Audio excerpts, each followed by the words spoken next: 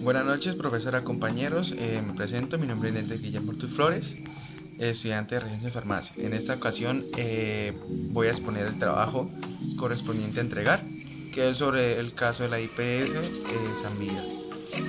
Eh, bueno, como todos sabemos, ya sabemos cómo está distribuido en el primer piso y en el segundo piso. Entonces, no siendo más, vamos a exponer. Bueno, la clasificación de residuos que se habla en de esta IPS, eh, vemos que son ordinarios y comunes. Estos residuos se generan en oficinas, pasillos, áreas comunes, etc. Inertes que son aquellos que se transforman en materia prima, que pues por lo general se puede decir que son más que todo escombros, o sillas dañadas, no sé, más que todo materia prima que requiere grandes periodos de tiempo para que se descomponga, ¿vale? En otro caso, reciclables, reciclables son los materias que se descomponen fácilmente, como lo es botellas plásticas, no las de antes, sino las de ahorita, que lo están haciendo con un proceso menos de duración. Hojas, podemos decir latas, vidrio, eso se puede decir.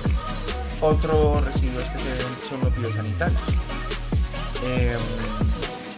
Son aquellos elementos o instrumentos utilizados durante la ejecución de procedimientos asistenciales que tienen contacto con materia orgánica, es decir, puede ser sangre o fluidos corporales del paciente o de algún animal. ¿Sí? Eso pues produce implementos contaminantes como pueden ser guantes, gasas, algodones, en eso más que todo. Cortopunzantes. Estos residuos cortopunzantes se ve mucho en esta área de farmacia, en droguerías, y creo que también en este IPS también se ve bastante. Estamos hablando de farmacia, ¿vale? Que son aquellos que son de características punzantes o cortantes que pueden dar origen a un accidente, digamos, algo infeccioso puede causar. En este caso estamos hablando de, por ejemplo, agujas cortopunzantes, digamos que cosas que estén filosas, como por ejemplo un tornillo que esté por ahí y uno pase y se pinche, digámoslo así, o también hojillas de bisturí. Eso se ve también en farmacia, en este IPS San Miguel.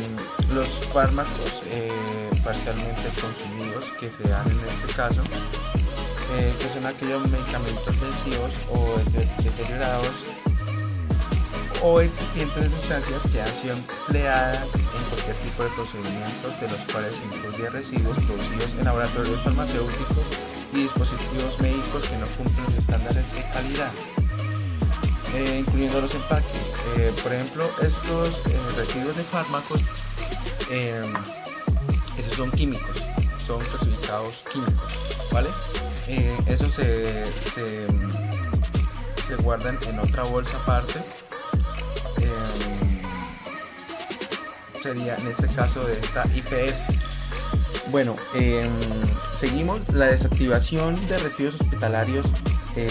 Esto es básicamente los residuos que se producen en este caso en la IPS San Miguel, que son los residuos infecciosos biosanitarios, cortopunzantes, lo que hemos nombrado los pueden llevar a rellenos sanitarios, que estos deben ser totalmente colaborado por algún sistema de aseo de residuos, en este caso de alto contaminante, ¿vale? Pueden ser incinerados, llegar a ser incinerados, en plantas especialmente para este fin. Em, La incineración como método de tratamiento de estos residuos es tal vez el método de mayor eficacia con el que se logra la destrucción total del producto, ¿vale? Independientemente del método de tratamiento y disposición final del generador, que debe asegurar que estos residuos no representen un riesgo para la salud y el medio ambiente. Entre otros aspectos, deberá considerarse que, primero, en primera instancia es importante cuantificar, clasificar y separar los medicamentos de acuerdo a su grado de riesgo, ¿vale? B, o segundo, los medicamentos sólidos de bajo riesgo se trituran o se muelen para inutilizarlos.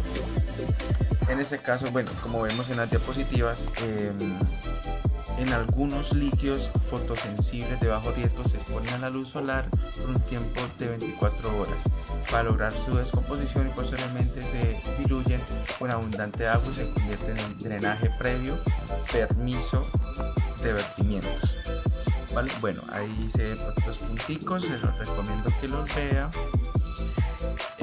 Otro punto del trabajo, fármacos vencidos no deseados. En este caso, los fármacos vencidos no deseados se encuentran en un grupo de medicamentos alterados o producidos fuera de estándares de calidad. Los productos estériles y jarabes abiertos estén o no estén vencidos son productos de fármacos vencidos o no deseados, ¿vale? Los productos farmacéuticos que debían almacenarse teniendo en cuenta la cadena de frío y que no fue así. Exacto. Por ejemplo, la insulina, eso es importante, ¿vale? Siempre tiene que estar en una cadena de frío, en una cadena de frío, ¿vale? Los medicamentos que han sido usados, más que todo. Bueno, ahí vemos el movimiento interno de residuos, ahí nos dieron el mapa, un plano sobre el piso 1 y el piso 2 y cómo está distribuido. Y hice como un resumen de los residuos que se presentan en el primer piso y en el segundo, lo cual el primer piso nos encontramos con residuos ordinarios, residuos inertes, residuos reciclables, residuos biosanitarios, residuos cortopunzantes y residuos químicos. En el segundo piso son más o menos parecidos al primer piso, ¿vale? Pero hay una diferencia. Tenemos residuos cortopunzantes, residuos ordinarios o comunes también lo tenemos, residuos inertes también, residuos reciclables, residuos biosanitarios y residuos y hay residuos y residuos, ¿vale? Entonces no hay tanta diferencia entre, pues, solamente un residuo entre los dos pisos, ¿vale? Monitoreo y evaluación de formato RH1. Bueno, este formulario RH1 es un generador que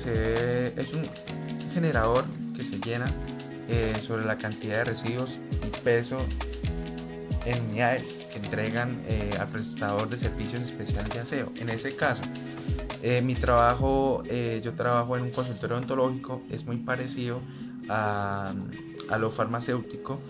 También va especialmente un carro y una prestadora de aseo de servicio a recoger mensualmente. Ellos lo pesan, ellos tienen su proceso de pesado, pasan mensualmente y lo recogen, dejan, a cambio de eso, dejan un guardián y dejan bolsas rojas, que esas son bolsas de residuos biosanitarios, ¿vale? Esto es igual, o estamos hablando ya a gestión externa, que es la recolección, ¿sí? Bueno, aquí dice que el transportador de residuos o desechos peligrosos con riesgos biológicos o infecciosos generados en la atención de salud y en otras actividades debe garantizar unas frecuencias de recolección de estos residuos al generador. Bueno, ya depende, en este caso el IPS San Miguel, ellos generan un cierto porcentaje de residuos, ya depende, ahí ya entra a saber cada cuánto va el prestador de aseo a recoger esos residuos. En mi caso, en la odontología, ellos pasan, como ya les dije, una vez al mes.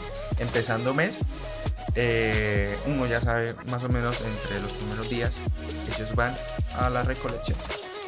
El generador de residuos o desechos peligrosos de riesgo biológico deberá informar con antelación al transportador la cantidad de residuos generados con el fin de que este último programe los tiempos y rutas de recolección. Eso se lleva proceso de como un protocolo entre ellos y en la prestadora de aseo, ¿vale? En casos debidamente justificados por el generador ante la autoridad sanitaria competente, se podrá disminuir la frecuencia de recolección establecida en la tabla número 5, es una tabla que nos dieron de este manual, teniendo en cuenta la capacidad y condiciones de almacenamiento interno del generador. Ya depende también, o sea, cuánto produce más o menos al mes. Eso se saca más o menos al mes. Ya ahí miramos cada cuánto puede pasar la prestadora de aseo, ¿vale? Las rutas de recolección de residuos o desechos peligrosos con riesgos biológicos o infecciosos deberán planearse teniendo en cuenta como mínimo los siguientes criterios. Frecuencia mínima de recolección por cada establecimiento generado y de acuerdo con lo establecido en el numeral del presente manual. B. Seleccionar el recorrido más corto posible, evitar las rutas de alto riesgo y zonas de mayor flujo vehicular. C. La recolección se efectuará según horarios y frecuencias definidas previamente por el transportador, las cuales deben ser plenamente conocidas por los generadores. C. D. Para los eventos de fuerza mayor o caso fortuito en que sea posible la prestación de servicios, el transportador deberá informar a los generadores el inconveniente e implementar las medidas para restablecer el servicio en el menor tiempo posible. E. Una vez terminado el recorrido de recolección de residuos peligrosos, los residuos deberán ser llevados directamente al gestor autorizado para el almacenamiento. Ojo en eso. Aprovechamiento, tratamiento o disposición final. Esos trabajadores que trabajan y se emplean para las servicios de aseo, ellos tienen sus protocolos y son debidamente estudiados en ese caso y en los cuidados que deben hacer. Han tenido, yo creo, que capacitaciones sobre ese caso. Entonces, por ese caso no tenemos que preocuparnos, ¿vale? Y listo, compañeros, esto fue todo. La verdad, muchas gracias por su tiempo. Quise ser lo más corto posible y explícito en las cosas, y les agradezco por su tiempo y ver ese video, ¿vale? Muchas gracias. Recuerden, mi nombre es Neider Ortuz